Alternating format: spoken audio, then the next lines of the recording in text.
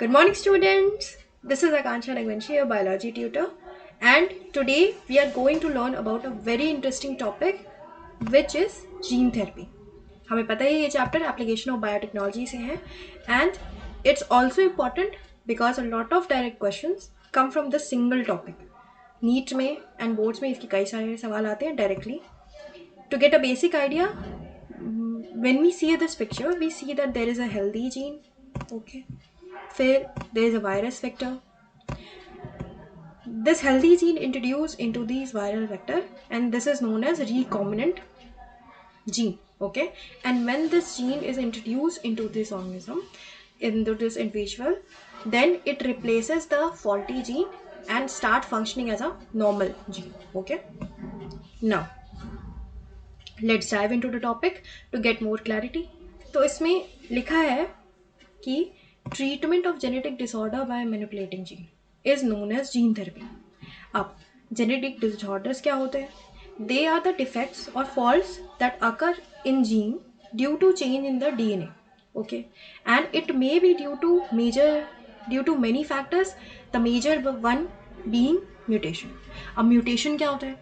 Mutation जैसे कि अगर डीएनए है, ठीक है, अगर उसके स्ट्रक्चर में चेंज हो जाए, ठीक है. अब DNA, as we know that DNA is a nucleic acid. अब न्यूक्लिक एसिड के स्ट्रक्चर को कैसे चेंज कर सकते हैं? अगर उनके बेस पेयर्स में या फिर जो डीएनए के सीक्वेंसेस हैं, यानी सीक्वेंसेस का क्या मतलब हो गया? Position of purine and pyrimidine in the DNA and is known as DNA sequences. अगर उनमें कुछ चेंज आ जाए तो पूरा का पूरा डीएनए ही बदल जाएगा. ठीक है. There will be a what we can say dysfunction, या फिर जो उसका नॉर्मल जो स्ट्रक्चर होता है डीएनए का पूरा डिसऑर्डर हो जाएगा. राइट. एंड अगर हम लोग एक एग्जाम्पल्स के थ्रू अगर जिस जेनेटिक डिसऑर्डर या डिसीज़ के बारे में समझें तो one of the most popular diseases is sickle cell anaemia. Right.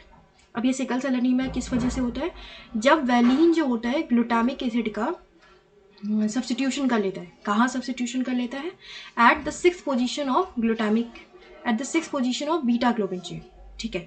तो इसमें हम लोगों ने क्या देखा कि सिर्फ एक एमिनो एसिड के चेंज होने की वजह से ये डिसीज उस इंडिविजुअल में हुआ. ठीक है. तो जीन डिफेक्ट जो होता है, तो इस पूरे प्रोसेस अगर हम लोग शॉर्ट में समझना चाहें तो हम लोग क्या कर रहे हैं, इसमें जेनेटिक डिफेक्ट को सही कर रहे हैं. ठीक है. जेनेटिक डिफेक्ट को सही कर रहे हैं जीन्स को चेंज करके. और ये जेनेटिक डिफेक्ट कैसे किस किस स्टेज में मिल सकता है? या तो आप चिल्ड्रन स्टेज में रहें या फिर एक एम्ब्रियो के स्टेज में मिलता है. तो इसमें हम लोग क्या करते हैं, जीन्स को इंसर्ट करते हैं एक सेल या टिश्यूज़ में. तो ये नॉर्मल जीन जो है ये फंक्शन करता है नॉन फंक्शनल जीन की जगह पे. ठीक है. ताकि जो हमारी बॉडी है वो सही से बाकी सब एक्टिविटीज़ कर पाए. ठीक है. And see this picture, cell with non functional gene. Then इसमें हमने एक फंक्शनल जीन को इंट्रोड्यूस किया तो सेल स्टार्ट फंक्शनिंग नॉर्मली. जो पहले एक सेल विथ जो नॉन फंक्शनल जीन था जिस वजह से सेल वो काम नहीं कर पा रहा था, अपना प्रॉपर फंक्शन नहीं कर पा रहा था, जब उसमें हमने एक फंक्शनल जीन डाला तो सेल वो जो है जो नॉन फंक्शनल जीन कैरी करके कोई भी काम नहीं कर पा रहा था वो स्टार्ट फंक्शनिंग नॉर्मली. ओके.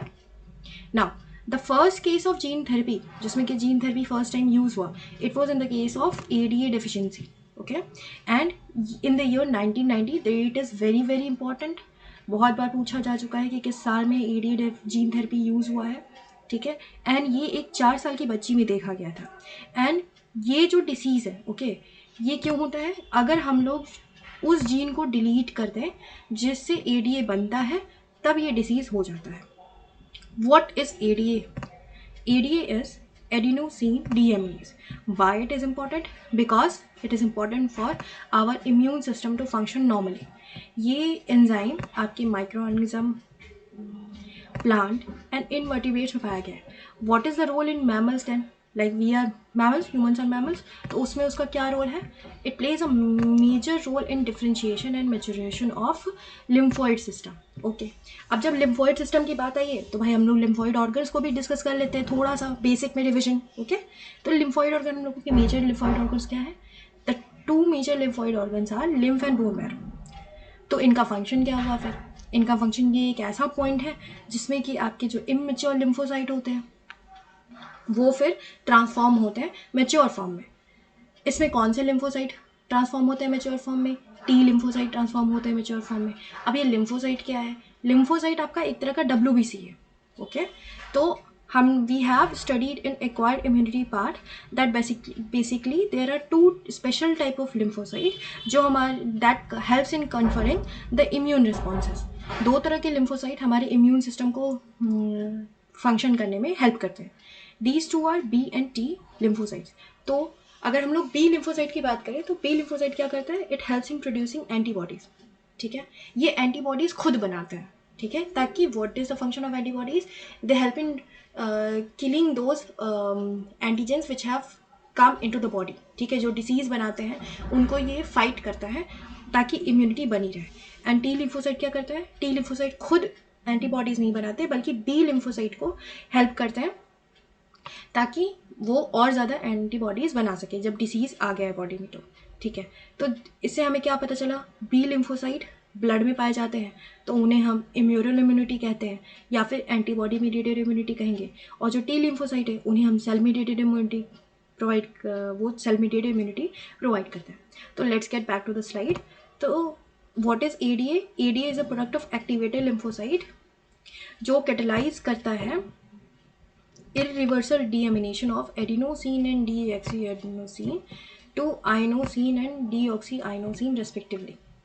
तो इसका क्या मतलब हुआ? आखिर क्यों ये जो है इसका कन्वर्जन करना क्यों ज़रूरी है इन दोनों का, एडेनोसिन और deoxyadenosine? Because they are toxic to the lymphocyte. ठीक है, and this inosine and deoxyinosine are the deaminated forms of adenosine and deoxyadenosine respectively. So these are not toxic at all. ठीक है, इसमें से डीएमिनेशन का क्या मतलब हो गया कि उस एडिनोसिन और ऑक्सी एडिनोसिन में से जो अमाइनो ग्रुप है यानी तो NH2 ग्रुप है उसे हटा दिया गया हमेशा हमेशा के लिए. And then they are converted into such forms. ठीक है, यहाँ तक आई थिंक क्लैरिटी हो गई होगी आप लोगों को. अगर नहीं हुई है तो दोबारा कमेंट्स में छोड़ दीजिएगा, मैं दोबारा एक्सप्लेन कर दूँगी नेक्स्ट स्लाइड. ओके, तो जो ये इनहेरिटेड एडीए डेफिशिएंसी है it causes a very very severe very very important disease which is known as severe combined immunodeficiency which is known as ADA-SCID. इसमें क्या होता है? जो B and T cell development होता है उसे damage कर देता है ये. ठीक है, उसमें डैमेजिंग हो जाती है. जैसे मैंने B and T cell lymphocyte का अभी डिस्कस किया था कि वो दोनों क्या करते हैं, हमारी जो इम्यूनिटी है उसको स्ट्रॉन्ग करते हैं. एंड जो ये फर्स्ट डिसीज है ADA and SCID has been the first disorder to be treated by gene therapy. Okay, अब जो ये जो जीन थेरेपी है, ठीक है, ये दो वेज से की जाती है. First is bone marrow transplantation जो हम लोग एक अभी डायग्राम से समझेंगे, और दूसरा एंजाइम रिप्लेसमेंट थियरी. तो एंजाइम रिप्लेसमेंट थियरी में क्या होता है? इसमें एक फंक्शनल ADA को डायरेक्टली इंजेक्ट किया जाता है पेशेंट में. ठीक है, एंड जो बोन मैरो ट्रांसप्लांटेशन होता है इसको हम लोग अभी समझते हैं. तो इसमें क्या होता है कि पेशेंट जिनके पास एक डिफेक्टिव जीन पहले से है उनके टी सेल्स को निकाला जाता है उनके ब्लड से जिसमें कि डिफेक्टिव जीन है पहले से. ठीक है, एंड दूसरी जगह पे क्या किया जा रहा है? एक वायरल DNA और नॉर्मल DNA को कंबाइन करके एक रिकॉम्बिनेंट जीन बनाया जाता है. एंड फिर उसे एक वायरस में इंट्रोड्यूस किया जाता है. तो उसके पास वायरस के पास क्या हो गया? एक रिकॉम्बिनेंट जीन आ गया. ठीक है, फिर इन दोनों जो ये डिफेक्टिव जीन है, डिफेक्टिव टी सेल है, ठीक है, उसको और इस जो वायरस विद रिकॉम्बिनेंट जीन है उनके साथ आपका वो किया जाता है साथ में रख के. फिर what we do that the genetically engineered virus containing the recombinant DNA is inserted into a normal somatic T cell. ठीक है, उसे इंसर्ट करके एक नॉर्मल सेल की तरह बनाया जाता है. ठीक है, अब ये जो वायरल DNA हुआ, जो ये वायरल जीन हुआ, रिकॉम्बिनेंट वायरल जीन हुआ जो कि रिकॉम्बिनेंट वायरल DNA है, वो जो होस्ट सेल हमने लिया मतलब जो नॉर्मल टी सेल लिया उसमें जाके वो इंसर्ट हो जाता है क्रोमोसोम में और फिर वो नॉर्मल सेल की तरह फंक्शन करने जाता है. ठीक है, अब इसकी फिर कल्चरिंग की जाती है, उसको बहुत सारे नंबर्स में ग्रो किया जाता है. ठीक है, एंड देन फिर जो पेशेंट है उसके फिर दोबारा बोन मैरो में हम उसे दोबारा इंजेक्ट करते हैं. ठीक है, ताकि जो डिसीज़ है उससे वो फाइट कर सके. ठीक है, पर दिक्कत इन दोनों जो ये हमने सॉल्यूशंस बताए हैं bone marrow transplantation and enzyme replacement है, दोनों क्यूरेटिव नहीं है. ऐसा क्यों भाई? क्योंकि इन जो ये सेल्स है, ठीक है, हमने जो ये सेल्स कल्चर किए ये इस वाले स्टेप में, ये देखिए, ये आपके आर्टिफिशियल मीडियम में कल्चर हुआ है, राइट. एंड जो हमारे जो बॉडी में पहले से लिम्फोसाइट है वो इमॉर्टल है, मतलब हमारी बॉडी में ही वो हमेशा हमेशा के लिए रहते हैं. कभी बहुत जब वो किसी एंटीजन से फाइट करेंगे तभी वो डेथ की तरफ जाते हैं, वरना they are inside a body. तो जो ये जो आर्टिफिशियली मीडियम में जो कल्चर हुआ है वो सेल्स आपके इमॉर्टल नहीं है, ठीक है, यानी वो हमेशा जिंदा नहीं रहेंगे। तो इस वजह से क्या होता है कि पेशेंट्स को रेगुलरली हम इन जेनेटिकली इंजीनियर्ड लिम्फोसाइट्स को देना पड़ता है, इंजेक्ट करना पड़ता है। एक परमानेंट क्योर क्या हो सकता है कि अगर हम पेशेंट के बोन मैरो स्टेज में, जिनके पास एक ये डिजीज़ हमें पता है कि उस बच्चे के अंदर पहले से ही ये है, तो हम बोन मैरो स्टेज में जिनके उस जीन्स को निकाल सकते हैं जो कि पहले से एडीए प्रोड्यूस कर रहा है, एंड उसे आइसोलेट करके फिर सेल्स में उसी एम्ब्रॉनिक स्टेज में हम लोग दोबारा इंट्रोड्यूस कर सकते हैं, ठीक है। अब इसका फ़ायदा क्या हुआ, क्यों हमें अर्ली एम्ब्रॉनिक स्टेज में we have heard of the term stem cells, right. What are these stem cells? Stem cells are those cells that are formed from the embryo when the embryo is only 3 to 5 days old. तो stem cells actually ऐसा करते क्या है? तो stem cells क्या होते हैं ना, या तो वो न्यू स्टेम सेल्स में बनेंगे, ठीक है, या तो वो एक स्पेशलाइज सेल में बनेंगे जो कि डिफ्रेंशिएट करेंगे with a more specific function, such as blood cell, brain cell, heart muscle cell या बोन सेल, ठीक है। देखिए नर्व सेल, लिवर सेल में आ गया, एक स्टेम सेल से कितने सारे सेल्स बन रहे हैं, उनके अलग अलग स्पेसिफिक फंक्शन होते हैं, ठीक है। जैसे कार्डियक सेल सिर्फ हार्ट में ही मिलेगा, ठीक है। तो अगर हम लोग, तो स्टेम सेल्स की ये क्वालिटी होती है दैट ये स्पेशलाइज फंक्शन तो कर ही सकते हैं। तो so when we introduce the genes that produce the ADA, okay, जब हम when we introduce the gene that produce the ADA at such early stages, then these stem cells क्या करेंगे, वो ऐसे lymphocytes को प्रोड्यूस करेंगे जिसमें पहले से ही ये ADA जो है पहले से मौजूद होगा, एंड फिर उन्हें रेगुलरली हमें ना उन्हें कल्चर करने की नीड पड़ेगी, ना ही उन्हें इंजेक्ट करने की नीड पड़ेगी।